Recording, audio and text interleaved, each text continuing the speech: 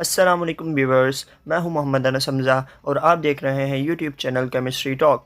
हमारे चैनल पर केमिस्ट्री से रिलेटेड वीडियोस अपलोड होती हैं। अगर आप हमारे चैनल पर न्यू आए हैं तो चैनल को सब्सक्राइब और बेल आइकन पर क्लिक करना ना भूलिएगा ताकि हमारे चैनल की हर अपडेट आपको मिलती रहे। तो चलें वीडियो का आगाज़ करते हैं। वीडियो स्टार्ट करने से पहले हम अपनी आउटलाइंस पढ़ लेते हैं कि जो हम इस वीडियो में आगे चलकर डिस्कस करेंगे। तो सबसे पहले हम एटॉमिक मास के बारे में बात करेंगे, देन एम्पिरिकल फार्मूला, उसके बाद मॉलिक्यूलर फार्मूला, उसके बाद molecular formula mass, molar mass, mole and then last Avogadro's number. इन सब की मैं आपको in detail one by one समझाऊंगा कि ये चीज़ें होती क्या हैं, इनकी डेफिनेशंस क्या होती हैं, उनको थोड़ा सा हम इन डिटेल एक्सप्लेन करेंगे। पहली डेफिनेशन जो हमारे सामने है वो है एटॉमिक मैस। एटॉमिक मास का मानी ये है कि एटम का वेट, जैसे हर किसी चीज़ का कोई ना कोई वेट होता है, ऐसे ही एटम का वेट भी होता है। अब जो एटम का वेट होता है वो डिपेंड करता है नंबर ऑफ़ प्रोटॉन्स और नंबर ऑफ़ न्यूट्रॉन्स जो प्रेजेंट होते हैं एटम के अंदर। अब जो ये नंबर ऑफ़ प्रोटॉन्स और नंबर ऑफ़ न्यूट्रॉन्स होते हैं ये बहुत ही स्मॉल साइज़ होते हैं, बहुत ही यानी छोटे होते हैं, इनको मेजर करना काफ़ी डिफ़िकल्ट होता है। तो इसके लिए साइंटिस्ट ने जब ये देखा, उन्होंने ये फ़ैसला किया कि एक स्टैंडर्ड यूनिट ली जाए और देन उसके बाद उस स्टैंडर्ड के हिसाब से बाकी एटम्स का भी मास फाइंड आउट किया जाए।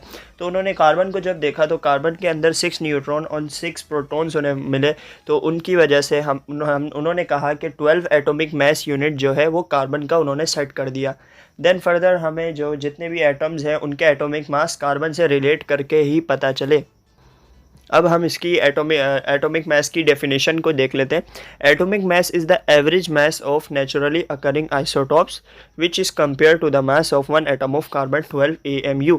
तो यहाँ पर भी डेफिनेशन में यही लिखा है कि एटॉमिक मास जो है एक मास होता है उनका एटम्स का, जो कि कंपेयर करके मिलता है हमें वन एटम ऑफ कार्बन के, यानी वन एटम ऑफ कार्बन के अंदर वन एटम ऑफ कार्बन का जो एटॉमिक मास होगा वो होगा 12 AMU। तो जब हम किसी और को आगे रखेंगे, अननोन एलिमेंट को या अननोन एटम को जब हम रखेंगे, उसका हमें एटॉमिक मास मालूम करना होगा, तो हम कार्बन को एज ए स्टैंडर्ड के तौर पे हम रखेंगे। उस तरीके से हमें उसका मास जो है एटॉमिक मास मालूम हो जाएगा। फ़र्ज़ कर लें कि कोई भी जो है हमारे पास एटम है जिसका रियल मास जो है वो 36 है।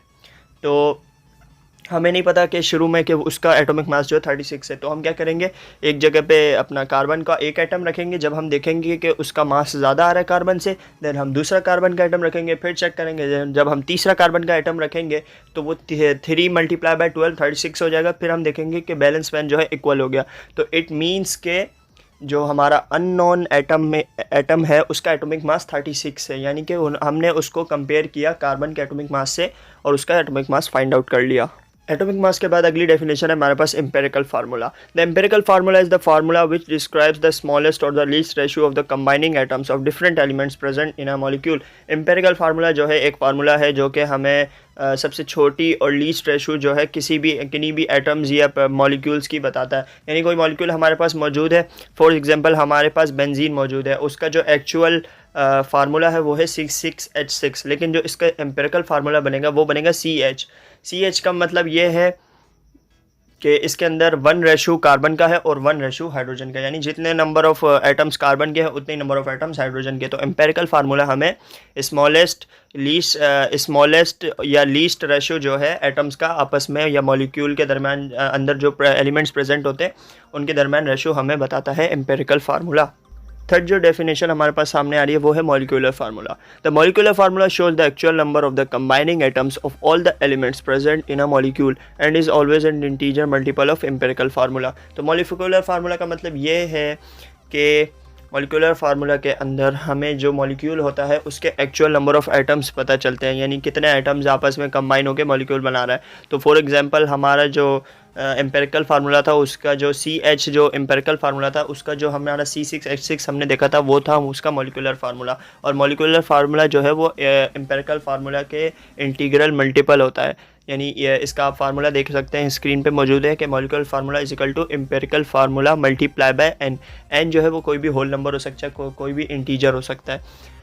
तो मॉलिक्यूलर फार्मूला का मतलब ये है कि ये हमें एक्चुअल नंबर ऑफ़ एटम्स बताता है मॉलिक्यूल्स के दरमियान प्रेजेंट होते हैं, जबकि एम्पिरिकल फार्मूला हमें रेशो बताता है कि दोनों एटम्स का आपस में रेशो कितना है। इसके बाद जो अगली डेफिनेशन है वो है molecular formula mass. Molecular mass of a substance is the sum of the atomic masses of all the atoms present in that molecule. Molecular formula mass का सीधे सीधे मतलब ये है कि जितने भी किसी भी मॉलिक्यूल के अंदर जितने भी एटम्स प्रेजेंट होते हैं उन सब का जो एटॉमिक मास होता है उन सब को अगर हम कंबाइन कर दिया जाए तो वो हमारे पास मॉलिक्यूलर फार्मूला मास कहलाता है। अब हम पढ़ेंगे मोलर मास को। Molar mass is the mass in grams of 1 mole of a substance. तो मोलर मास सीधे सीधे सिंपल यहाँ पे यही लिखा हुआ है कि मोलर मास जो है मास होता है जो 1 मोल किसी भी सब्सटेंस के 1 मोल का ग्राम के अंदर। फ़र्ज़ करें यहाँ पर हमें दिया हुआ है, हमें पता लगाना है मोलर मास ऑफ NH3। तो नाइट्रोजन का हमें पता है कि वो 14 ग्राम उसका वेट होता है एक एटम ऑफ नाइट्रोजन का। इसी तरह हाइड्रोजन का 1 होता है, 3 से मल्टीप्लाई होकर 3 हो जाएगा। जब 14 को 3 में ऐड करेंगे तो वो हमारे पास 17 ग्राम हो जाएगा। तो 17 ग्राम का मतलब ये है कि ये मोलर मास है NH3 का। अब जो मोलर मास और मॉलिक्यूलर मास में जो फ़र्क है सीधा सीधा वो ये है कि जो मॉलिक्यूलर मास होता है वो एटॉमिक मास यूनिट से डिफाइन किया जाता है। यानी अगर यहाँ पे हमें कहा जाता है कि मॉलिक्यूलर मास ऑफ NH3 बताएं तो हम यहाँ पे 17 ग्राम की बजाय 17 AMU डिनोट करते, लेकिन हमें मोलर मास कहा गया तो इसलिए हम उसको ग्राम में डिनोट करेंगे। तो यानी मोलर मास उसे कहा जाता है जो कि मोनोमर सब्सटेंस में मौजूद होता है और इसे प्रेजेंट किया जाता है ग्राम में। अब हमारे पास अगली डेफिनेशन मोल की है। यहाँ पे 2 डेफिनेशंस मैंने आपको दी हुई है। पहली डेफिनेशन ये है mole is the amount of substance that contains as many elementary particles atoms ions as there are atoms in 12 gram of carbon 12 isotope.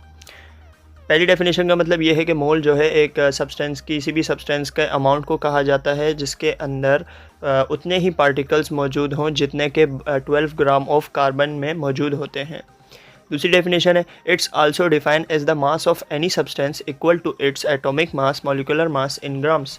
दूसरी डेफिनेशन का भी मतलब यही है कि किसी भी हम मोल को इस तरीके से डिफ़ाइन कर सकते हैं कि किसी भी सब्सटेंस का जो एटॉमिक मास होता है या होल मॉलिक्यूलर मास होता है वो हमारा 1 मोल के बराबर होता है। फ़र्ज़ कर लें कि 1 मोल ऑफ कार्बन अगर होगा तो वो 12 ग्राम ऑफ कार्बन के बराबर है। यानी अगर कार्बन है उसका एटॉमिक मास हमें मालूम है वो होता है 12, तो उसका जो मोल होगा वो होगा 1 मोल। यही अगर कार्बन का एटॉमिक मास हो जाता है 24 देन हम कहेंगे कि ये नंबर ऑफ मोल्स 2 है। इसी तरह अगर हम कार्बन डाइऑक्साइड को देखें जो कि पूरा मॉलिक्यूल है, इसके अंदर कार्बन का एटॉमिक मास 12 है और ऑक्सीजन का एटॉमिक मास 16 होता है। तो 16 को जब 2 से मल्टीप्लाई करेंगे तो 32 हो जाएगा, 32 में ऐड करेंगे 12 तो वो 44 ग्राम हो जाएगा। तो 44 ग्राम मीन्स का ये है कि 1 मोल ऑफ कार्बन डाइऑक्साइड यहाँ पर मौजूद है। इसी तरह आगे फार्मूला भी दिया हुआ है, फार्मूला की मदद से हम नंबर ऑफ मोल्स हमेशा फाइंड आउट कर लेते हैं। जो हमें गिवन मास दिया होता है सब्सटेंस का वो, और उसको जब हम डिवाइड करते हैं उसके एटॉमिक मास या मॉलिक्यूलर मास से तो हमें जो है नंबर ऑफ मोल्स पता चल जाते हैं किसी भी एटम या मॉलिक्यूल के। अब हमारे पास हमारी आखिरी डेफिनेशन आ गई है Avogadro's number. Avogadro's number basically एक वैल्यू होती है जो कि फ़र्जी होती है, यानी अभी हम इसको पढ़ते हैं, डेफिनेशन को समझते हैं। The number of particles atoms ions molecules in 1 mole of a substance equal to 6.02 exponent 23। तो इसका मतलब ये है कि किसी भी 1 मोल ऑफ सब्सटेंस के अंदर जो नंबर ऑफ एटम्स होंगे या नंबर ऑफ आयंस होंगे या जो नंबर ऑफ पार्टिकल्स होंगे वो मौजूद होंगे 6.02 एक्सपोनेंट 23। ये एक फ़िक्स है। तो इसके फॉर एग्जांपल आप इस तरह ले सकते हैं कि 1 मोल ऑफ हाइड्रोजन यानी 1 मोल ऑफ वाटर के अंदर 6.02 एक्सपोनेंट 23 मॉलिक्यूल्स ऑफ वाटर मौजूद है। इसी तरह 1 मोल ऑफ अगर हम मैग्नीशियम का 1 मोल लें तो उसके अंदर 6.02 एक्सपोनेंट 23 एटम्स मैग्नीशियम के मौजूद हैं। सो इसी के साथ हमारी ये वीडियो कंप्लीट हुई। अगर आपका कोई भी क्वेश्चन हो या किसी किस्म की भी कन्फ्यूजन हो तो कमेंट सेक्शन में कमेंट करके आप पूछ सकते हैं। और अगर आपको हमारी ये वीडियो पसंद आई हो तो वीडियो को लाइक और शेयर करना ना भूलिएगा। तो फिर मिलते हैं आपसे अब अपनी नेक्स्ट वीडियो में, तब तक अपना ख्याल रखिएगा।